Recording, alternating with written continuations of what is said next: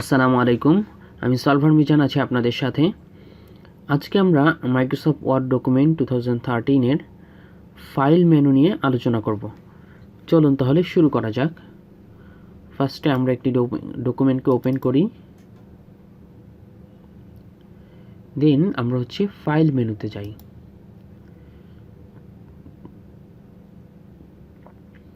এখানে ফাইল মেনুতে প্রথম যে অপশনটি রয়েছে এটা ইনফো দ্যাট মিনস ইনফরমেশন। আপনি যে ডকুমেন্টটিতে আছেন এই ডকুমেন্টটির যে সার্বিক ইনফরমেশন আছে সেইগুলো এই ইনফোর মধ্যে আপনি পাবেন। কেমন দেখুন, এখানে যদি প্রপার্টিসে যাই তাহলে আপনি এই ডকুমেন্টের সাইজ কত আছে, কয়টা পেজ আছে, কতগুলো ওয়ার্ডস আছে এবং টোটাল এডিটিং টাইম, আপনি এই ডকুমেন্টটাতে কতক্ষণ কাজ করেছেন, টাইটেল কি, ট্যাগ কি, কমেন্টস যদি আপনি লিখে দিয়ে থাকেন তাহলে সেগুলো এখানে দেখাবে। তারপরে রিলেটেড ডেটস, যে আপনি কবে এটা ক্রিয়েট করছেন, লাস্ট কবে মডিফাই করছেন এবং লাস্ট কবে প্রিন্ট দিছেন, এই যে ডেটগুলো আছে এগুলো এখানে শো করবে। তারপরে আপনি এখানে চাইলে অথর সিলেক্ট করে দিতে পারেন বা লিখে দিতে পারেন অথরের নাম। তারপরে লাস্ট মডিফাইড বাই, লাস্ট কে মডিফাই করছে, এই সার্বিক যে ইনফরমেশনগুলা এইগুলা আপনি এই ইনফরমেশনের মধ্যে দেখতে পারবেন। সো এরপরে যে অপশনটি আছে সেটি নিউ। সো নিউ এর কাজ নতুন আরেকটি ডকুমেন্টকে ওপেন করা। যদি আমি নিউতে ক্লিক করি তাহলে দেখুন এখানে অনেকগুলা পেজ, স্যাম্পল পেজ এখানে শো করবে, অনেক ধরনের, যেরকম কভার পেজ, তারপরে সিভি, এরকম ক্যালেন্ডার, তারপরে যে বিজনেস ব্রোশিওরগুলো আছে সেগুলো এখানে দেখা যাবে। এখানে অনেক স্যাম্পল ডকুমেন্ট আছে, আপনি নিউতে ক্লিক করলে এগুলো এখানে শো করবে এবং আপনি চাইলে এখান থেকে একটি ব্ল্যাঙ্ক ডকুমেন্টও ওপেন করতে পারেন নতুন করে। সো দেখুন আপনার এখানে কিন্তু আরও একটি নতুন ডকুমেন্ট ওপেন হয়েছে। সো এটাই ফাইল মেনুয়ের নিউয়ের কাজ। যদি আমরা নিউতে যাই তাহলে এখান থেকে আমরা আমাদের চাহিদা মতন নতুন আর একটা ডকুমেন্ট ওপেন করতে পারবো। এইবার আমরা এই নিউয়ের শর্টকাটটা দেখব। যদি আমরা Ctrl+N প্রেস করি তাহলেও সেমভাবে আর একটা ডকুমেন্ট ওপেন হয়ে যাবে নতুন। এই যে দেখুন ওপেন হয়ে গেছে। আমি আপনাদেরকে কেটে দিয়ে আবারও দেখাচ্ছি। এই ডকুমেন্টটাকে আমরা কেটে দিলাম, ক্লোজ করে দিলাম, দেন আমরা Ctrl+N প্রেস করলাম, দেখুন এই যে আরেকটি ডকুমেন্ট ওপেন হয়েছে। সেভাবেই আপনি ফাইল মেনুর নিউ এর মাধ্যমে নতুন আরেকটি ডকুমেন্ট ওপেন করতে পারবেন। সেমভাবে Ctrl+N প্রেস করেও আপনি শর্টকাটের মাধ্যমে নতুন আরেকটি ডকুমেন্ট ওপেন করতে পারবেন। এইবার আমরা যদি ওপেন অপশনে যাই, ওপেনের মধ্যে এখানে দেখুন যে রিসেন্ট ডকুমেন্ট, আপনি যে ডকুমেন্টগুলা রিসেন্টলি ওপেন করেছেন সেই ডকুমেন্টগুলার লিস্ট এখানে থাকবে। সো আপনি আপনার তৈরিকৃত কোনো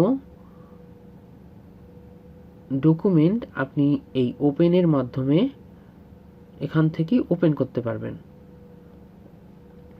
এই যে দেখুন আমি সাপোজ আমার এই ডকুমেন্টটাকে ওপেন করতে চাচ্ছি, তাহলে আমি যদি এখানে ক্লিক করি আমার এই ডকুমেন্টটা কিন্তু ওপেন হয়ে গেছে। এই যে দেখুন স্যাম্পল এখানে কিন্তু ওপেন হয়ে গেছে, যে স্যাম্পল। সো এভাবে আপনি আপনার পূর্বে ক্রিয়েট করা এমন কোনো ডকুমেন্টকে আপনি এখানে ওপেন করতে পারবেন। এটা ওপেনের কাজ। এইবার আমরা সেভ এর কাজটা পূর্বে দেখেছি, তারপরও আরও একবার দেখে নিচ্ছি। আমরা যদি সেভে যাই তাহলে দেখুন এই ডকুমেন্টটা কিন্তু সেভ হয়ে গেছে। সো আমরা যদি সেভ অ্যাজে যাই তাহলে দেখতে পারবো যে কোনো জিনিস, কোনো ডকুমেন্ট সেভ করার জন্য আমাদের প্রথমত ডেস্টিনেশন ফোল্ডার সিলেক্ট করতে হবে, অর্থাৎ আমার এই ডকুমেন্টটা কোথায় আমি সেভ করব এই ডেস্টিনেশনটা আমাদেরকে সিলেক্ট করতে হবে। সো আমি চাচ্ছি যদি ডেস্কটপে সিলেক্ট করি তাহলে আমার এই ডকুমেন্টটা ডেস্কটপে সিলেক্ট হবে। ডেস্কটপে আমাদের এই ডকুমেন্টটাকে সেভ হবে এবং আমরা এখান থেকে চাইলে ফাইল নেম চেঞ্জ করে আমরা সেভ করতে পারবো। সো এটাই হচ্ছে সেভ অ্যাজ এবং সেভের কাজ। এরপরে আমরা যদি প্রিন্টে যাই, প্রিন্টের কাজ আমরা তো জানি যে কোনো ডকুমেন্টকে প্রিন্ট দেওয়ার ক্ষেত্রেই আমরা এই প্রিন্টকে ব্যবহার করি। যদি আমরা প্রিন্টে যাই তাহলে এখানে আমরা একটা প্রিভিউ দেখতে পারবো এবং দেন আমরা এখান থেকে প্রিন্ট দিতে পারবো। এরপরে যে অপশনটি আছে সেটা হচ্ছে শেয়ার। শেয়ারের মধ্যে আমরা এখানে সরাসরি ইমেইলে আমাদের এই ডকুমেন্টটাকে শেয়ার করতে পারবো এবং আমরা যদি ল্যান কানেক্টেড অনেকগুলো পিসি একসাথে কানেক্ট থাকে তাহলে তাদের মধ্যেও এই ডকুমেন্টটাকে আমরা শেয়ার করতে পারবো। তারপরে আমরা হচ্ছে প্রেজেন্ট অনলাইন, আমরা এই ডকুমেন্টটাকে অনলাইনে প্রেজেন্ট করতে পারবো।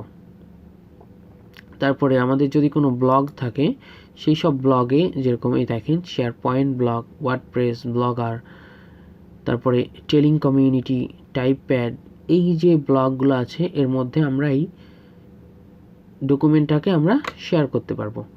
এটাই হচ্ছে শেয়ারের কাজ। তারপরে আমরা দেখি এক্সপোর্ট। এক্সপোর্টের কাজটা হচ্ছে যে আমরা কোনো ডকুমেন্টকে যদি পিডিএফ বা এক্সপিএস ডকুমেন্টে রূপান্তর করতে চাই তাহলে আমরা হচ্ছে এখানে ক্লিক করলে আমরা কিন্তু পিডিএফ বা এক্সপিএস ফাইলে রূপান্তর করতে পারবো। এই যে আপনি এখান থেকে সিলেক্ট করে দিলে পিডিএফ অথবা এক্সপিএস যেটাই আমি সিলেক্ট করে দিব সেই ফাইলে কনভার্ট হয়ে যাবে এই ডকুমেন্টটা। এটাই হচ্ছে এক্সপোর্টের কাজ।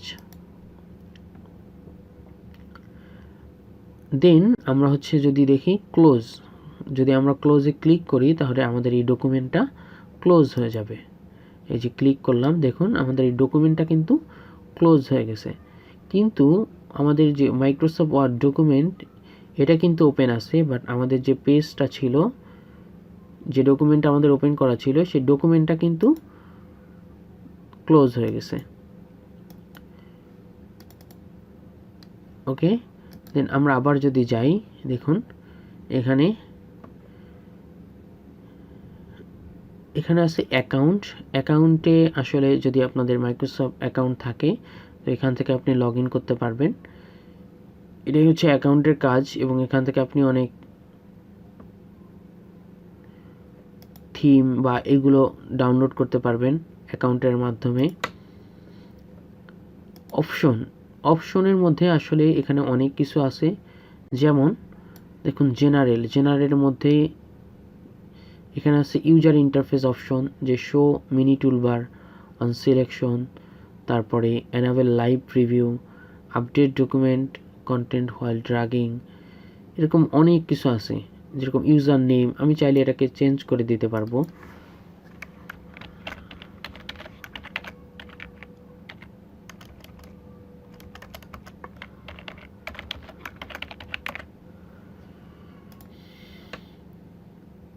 তারপরে দেখুন এই যে ব্যাকগ্রাউন্ডটা কেমন থাকবে এটা আমরা এখান থেকে সিলেক্ট করে দিতে পারবো।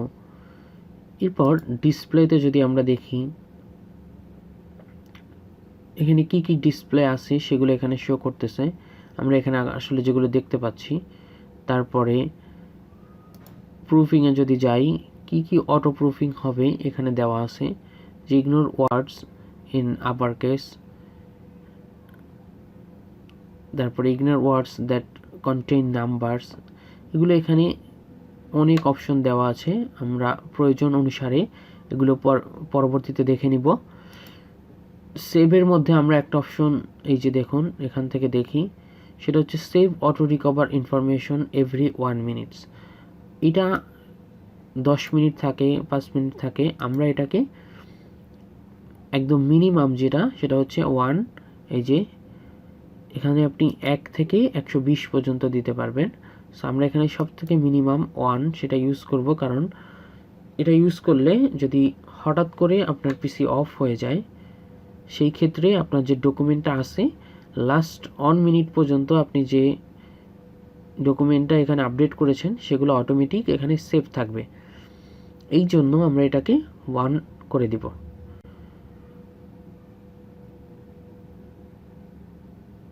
এবং দেন হচ্ছে এখানে আছে ল্যাঙ্গুয়েজ, আমরা এখান থেকে ল্যাঙ্গুয়েজ সিলেক্ট করে দিতে পারবো। তারপরে আছে হচ্ছে দেখুন অ্যাডভান্সডে এখানে এডিটিং অপশনে কি কি শো করতেছে আমাদের এখানে, আমরা চাইলে আরও বিল্ড ইন ভাবে এখান থেকে র্যান্ডমলি সিলেক্ট করে দিতে পারবো। কাস্টমাইজ রিবন, এই যে রিবনগুলো আমরা দেখতে পাচ্ছি, এই রিবন এখান থেকে আমরা কাস্টমাইজ করতে পারবো। এই যে দেখুন এখান থেকে আমরা কাস্টমাইজ করে নিতে পারবো। সো আজকে ফাইল মেনু এর কাজ এই পর্যন্তই।